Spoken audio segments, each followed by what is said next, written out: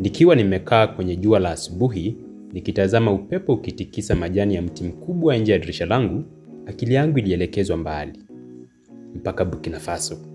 Nchi ambayo kwa muda mrefu iliteseka chini ya changamoto za kiusalama, ukoloni mamboleo na ukosefu wa uongozi thabiti. Lakini sasa kuna mwanga mpya. Mwanga huo ni kijana mwenzetu anaitwa Ibrahim Traore. Sikuwahi kufikiri kuwa sauti ya bara hili inaweza kurudi tena kwa nguvu kama zile tulizosikia kutoka kwa kina Sankara, Lumumba na kina Kwame Nkrumah. Lakini Traore ameonyesha kuwa Afrika bado ina chemichemi ya matumaini na bado ina nafasi ya kufufua heshima yake tena kupitia vijana wake wenyewe. Sasa nakuuliza wewe kijana mwenzangu, unaishi kwa ajili ya nini? Una ndoto gani kwa nchi yako? Je, uko tayari kusimama kwa ajili ya kizazi chako na kijacho? Mimi nimeamka, si kwa sababu ya propaganda au maneno matupu, bali kwa sababu nimeona mtu anayedhibitisha kwa vitendo kwa Afrika inaweza kujitegemea. Katika umri wake mdogo, Traore hakuogopa kusema hapana kwa wale waliokuwa wakinyonya rasilimali za nchi yake. Alisimama kama simba akisema haitoshi, akachukua hatua sio kwa ubabe wa maneno, bali kwa ujasiri wa kusafisha siasa chafu na kufungua ukurasa mpya wa heshima kwa raia wake. Kwa nini tunyamaze sisi kama vijana?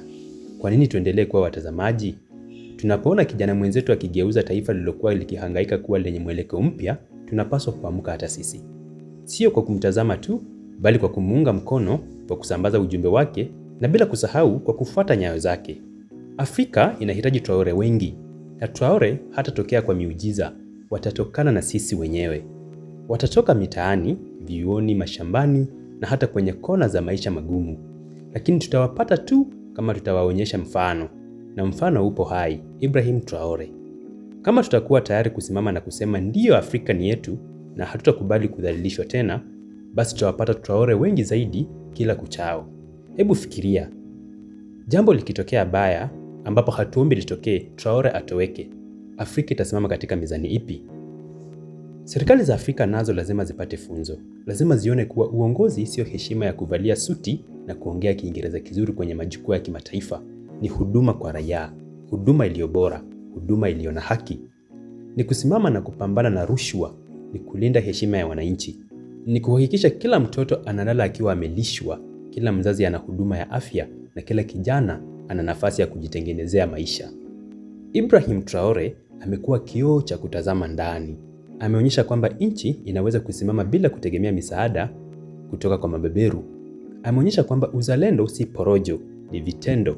Na kwa hilo tunamshukuru sana sisi kama vijana. Na sasa kwa sauti ya moyo wangu nawaambia vijana wa Afrika, tusimame, tusichoke kuhamasisha, kuelimisha na kutenda. Tusikubali kuwa kizazi cha manunguniko bila hatua. Tuwe kizazi cha mapinduzi ya fikra, mapinduzi ya kujitegemea, mapinduzi ya heshima kwa utu wetu. Tusisubiri wapiganaji, sisi vijana ndio wapiganaji.